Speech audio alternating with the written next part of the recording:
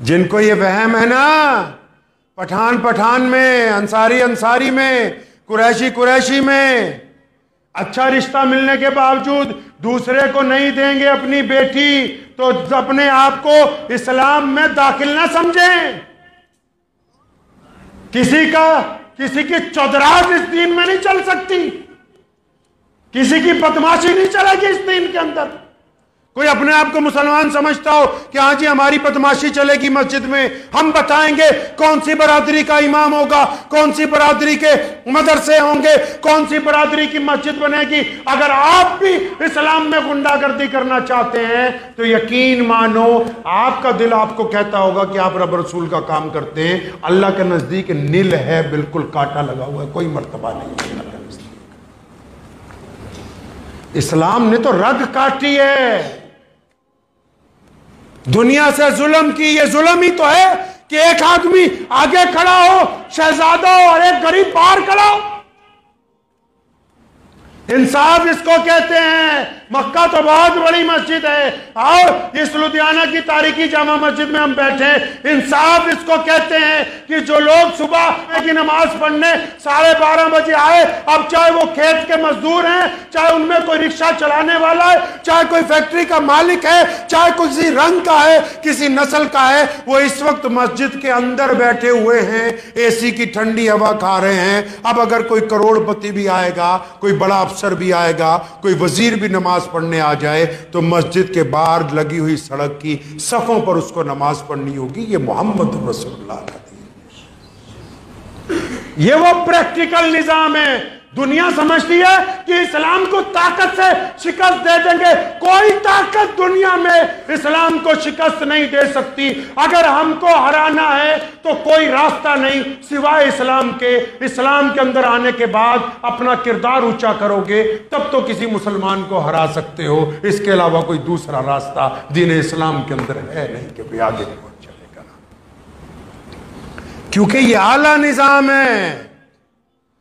اس نے دنیا کے دلوں پر مرہم لگائی ہے، انسانوں کے پیروں سے بیڑیاں کاٹی ہیں۔ محمد رسول اللہ نے بیٹی کو کندھے پہ بٹھایا، احترام دیا ہے لوگوں کو، حکم ہوا ہے کہ تم تمام لوگوں کی، چاہے وہ مسلمان ہو یا نہیں ہو، اس سے کوئی مطلب نہیں۔ آپ میں سے کئی لوگ پوچھنے لگ پڑتے ہیں کہ جو فلاں اسلامی ملک میں فلاں غیر مسلموں کی عبادت گاہ بن گئی، وہ عبادت گاہ غیر مسلموں کی جو بنی ہے وہ اسلام کے اعلیٰ نظام کی مثال ہے، ان کا کوئی کمال نہیں ہے اس میں۔ اسلام نے عدل اور انصاف کو قائم کیا۔ اگر کوئی بندہ ایمان میں نہیں ہے، آپ کے مذہب میں نہیں، اور آپ اس ملک میں حکومت کرتے ہیں تو ان کی عبادت گاہوں کی حفاظت کرنا بھی آپ کی ذمہ داری ہے۔ محمد رسول اللہ نے ہمیں یہ بات سمجھائی کہ جب تم کہیں جاؤ گے تو لوگوں کی بیٹیوں کی عزت کرنا، ان کے بڑوں کے احترام کرنا، ان کے مذہبی رہنماؤں کا احترام کرنا، ان کی عبادت گاہوں کا احترام کرنا۔ یہ کمال اگر عطا ہوا تو محمد رسول اللہ کی طرف سے عطا ہوا۔ علامہ اقبال نے مشورہ نہیں دیا مسلمانوں کو، مشورہ دیا نا مسلمانوں کو، فرمایا فضائے بدر پیدا کر، فرشتے تیری نصرت کو اتر سکتے ہیں گردوں سے، قطار اندر قطار اب بھی۔ فضائے بدر کیا ہے؟ فضائے بدر میں اتفاق ہے، فضائے بدر میں حلال روزی ہے، فضائے بدر میں جذبہ ہے، فضائے بدر میں آپس میں محبتیں ہیں، فضائے بدر میں اونچ نیچ نہیں ہے، فضائے بدر میں کندھے سے کندھا جڑا ہوا ہے، فضائے بدر میں محمد رسول اللہ کی اطاعت ہے، فضائے بدر میں اللہ پر توکل ہے۔ اگر بدر کی فضا پیدا ہوگی تو اللہ تبارک و تعالیٰ نصرت عطا فرمائیں گے۔ اگر فضا ہی نہیں ہے تو نبی علیہ السلام نے کیا کہا جی جب اللہ نے فتح دے دی؟ اللہ نے جب فتح دے دی کیا کہہ دیا نبی علیہ السلام نے؟ آج کل جو لوگ ہیں وہ کیا کہتے ہیں؟ پلاننگ بہت اچھی تھی جی، ہم نے کام ہی بہت اچھا کیا، سیٹنگ بڑی بڑھیا تھی۔ یہ جنگ تو چھوڑو، یہ بریانی کھا لینا تو بعد میں اسی کی تعریفیں کرتے رہتے ہیں۔ اللہ معاف فرمائے، میں ایک دفعہ دہلی جانا ہوا، ہمارے ہاں بچپن سے یہ مزاج نہیں، ہمارے والد شیر اسلام مولانا حبیب الرحمان صاحب لدھیانوی رحمۃ اللہ علیہ اور دادا حضرت مولانا مفتی محمد احمد لدھیانوی رحمۃ اللہ علیہ نے ساری زندگی یہ سمجھایا کہ عزت کی روٹی کیسی ہوتی ہے، عزت کی زندگی کیسی ہوتی ہے۔ محمد رسول اللہ نے فرمایا اللہ تعالیٰ کو طاقتور مومن پسند ہے، کمزور نہیں۔ تو ایک دفعہ دہلی جانا ہوا تو شادی کے بعد تو 20-25 لوگ بیٹھے، تو وہ ماشاءاللہ آدھا گھنٹہ بریانی کی تعریف ہو رہی ہے، نہاری کی تعریف ہو رہی ہے، نان کھتائی کی تعریف ہو رہی ہے۔ اتنا وقت ہے تمہارے پاس؟ اتنا وقت ہے کہ کھانوں کی تعریف کے اوپر 2-2 4-4 گھنٹے صرف ہو رہے ہیں، ساری رات گزار دی اسی میں کہ کمال کر دیا جی، مزہ بہت آ گیا، یہ ہو گیا وہ ہو گیا، اللہ اکبر۔ کام کیا عطا فرمایا، کرنا کیا تھا، پہنچ کہاں پر گئے ہیں؟ کوئی بریانی کھانا سنت ہے؟ نہاری کھانا سنت ہے؟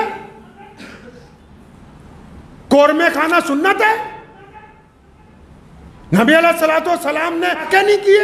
نبی علیہ السلام نے اپنا پیٹ کاٹ کر دوسروں کو کھانا مہیا نہیں کروایا؟ جن کو امامت دی گئی پوری دنیا کی، وہ محلے کی امامت کے اوپر ہی لڑ رہے ہیں آپس میں ایک دوسرے کے خلاف۔ جن کو پتہ ہی نہیں کہ جنگ بدر کا فلسفہ یہ نہیں ہے کہ آپ ہر جگہ لڑتے پھرو۔ جنگ بدر کا فلسفہ یہ ہے کہ عزت سے زندگی گزارنا اسلام کا دستور ہے، وقار کے ساتھ زندگی گزارنا اسلام کا شعار ہے۔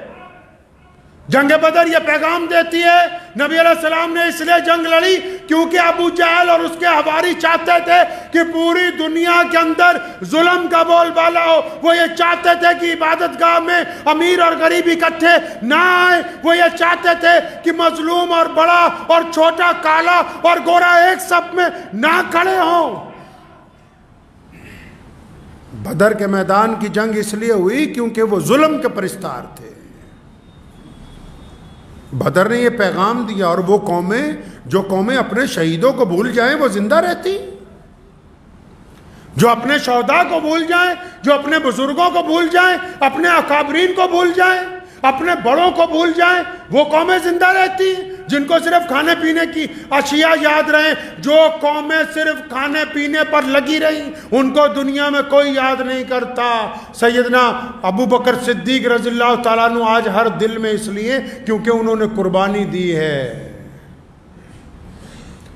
بلال رضی اللہ تعالیٰ عنہ جیسا غلام آج مسلمانوں کے سر کے تاج اس لیے کیونکہ محمد رسول اللہ کی پیروی کی ہے۔ تو اتنا وقت لگا دیا کہ کون پڑھ رہا ہے کون نہیں پڑھ رہا، کوئی ذکر ہی نہیں کہ کون مظلوم ہے کون نہیں ہے۔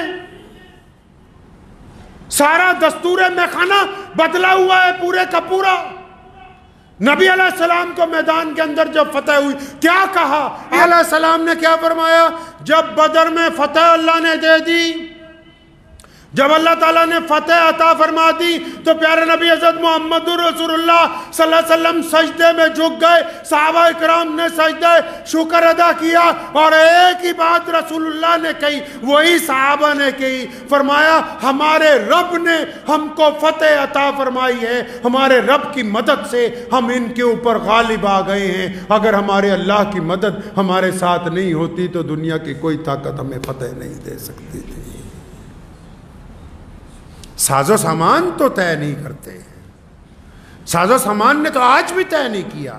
آج بھی دنیا کی سپر پاور ماتھا ٹیک کے گئی ہے زمین کے اوپر۔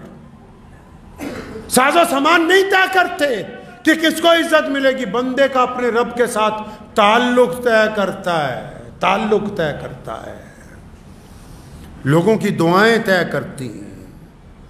سلطان صلاح الدین ایوبی رحمۃ اللہ علیہ نے جب بیت المقدس کو فتح کر لیا نا، تو فرانس کے بادشاہ نے کئی لاکھ کا لشکر جمع کیا تھا، کس لیے کہ فوراً بیت المقدس پہ واپس قبضہ کر رہا ہے۔ اور سلطان کو جب پتہ لگا، لگاتار 20 سال سے جنگ لڑ رہا تھا، بڑا پریشان ہوا۔ کچھ اللہ والے بھی موجود تھے. ساری رات خیمے میں سنت سے نبی علیہ السلام کی سنت کے مطابق اقرا ایک شہر ہے فلسطین کے پاس, ساحل سمندر کے پاس, ساری رات دعائیں کرتا رہا, روتا رہا کہ اللہ تیری مدد چاہیے. تو صبح کو جب فجر کی نماز پڑھی, کچھ اللہ والے ملے, فرمایا وہ اتنا بڑا لشکر آ رہا ہے, ہم 20 سال سے جنگ میں ہیں, اس وقت میں نے فوجیوں کو چھٹی پر بھی بھیج دیا, اتنا بڑا لشکر آ رہا ہے. اور اللہ والوں نے کندھے پہ ہاتھ رکھ کے کہا کہ صلاح الدین وہ لشکر تو ڈوب گیا, لشکر ڈوب گیا انگریزوں کا. کہ حضرت کیا بات کرتے ہو؟ فرمایا تو ساری رات خیمے میں آنسو نہیں بہاتا رہا؟ فرمایا ہاں میں اپنے رب کے آگے مناجات کرتا رہا ہوں, اپنے رب کے آگے روتا رہا ہوں. فرمایا ہاں وہ میں نے دیکھا تیرے آنسوؤں کے اندر وہ لشکر ڈوب گیا. اتنی دیر میں ساحل سمندر سے ایک کشتی لگتی ہے, اس میں سے مخبر اترتے ہیں اور آتے ہی سلطان کو سلام کر کے کہتے ہیں سلطان مبارک ہو, وہ جو لشکر تمہاری طرف بڑھ رہا تھا, رات سمندر میں طوفان برپا ہوا, وہ تمام جہاز آپس میں ٹکراتے رہے اور اس حد تک ٹکرائے ہیں کہ پورے کا پورا انگلستان کا لشکر اس سمندر کی تہ میں اتر گیا. اب تیرے خلاف یہاں آنے والا کوئی نہیں ہے. پلاننگ کسی کی نہیں چلتی, یاد رکھو. اسلام دشمن طاقتوں کو بھی کہتا ہوں, اسلام کی تاریخ پڑھیں. محمد رسول اللہ کے ساتھ 313 تھے اور وہ 313 نے بدر میں فتح حاصل کی, تب یہ مسجد بنی ہے. اگر ہم بدر کا میدان نہ جیتتے تو آج ہم کلمہ لا الہ الا اللہ محمد رسول اللہ پڑھنے والے نہ ہوتے. اگر ہم نے بدر نہ جیتا ہوتا تو بیت اللہ میں نماز نہیں ہوتی. اگر ہم نے بدر نہ جیتا ہوتا تو طواف نہیں ہوتا. اگر بدر نہ ہوتا تو پھر کچھ نہیں ہوتا, کیونکہ محمد رسول اللہ نے بدر کا میدان جیتا. اس لیے جہاں سے سورج نکلتا ہے اور پھر جہاں پر ڈوبتا ہے سارا دن اللہ اکبر کی اذانیں ہوتی, کیونکہ محمد رسول اللہ نے میدان بدر میں فتح حاصل کی.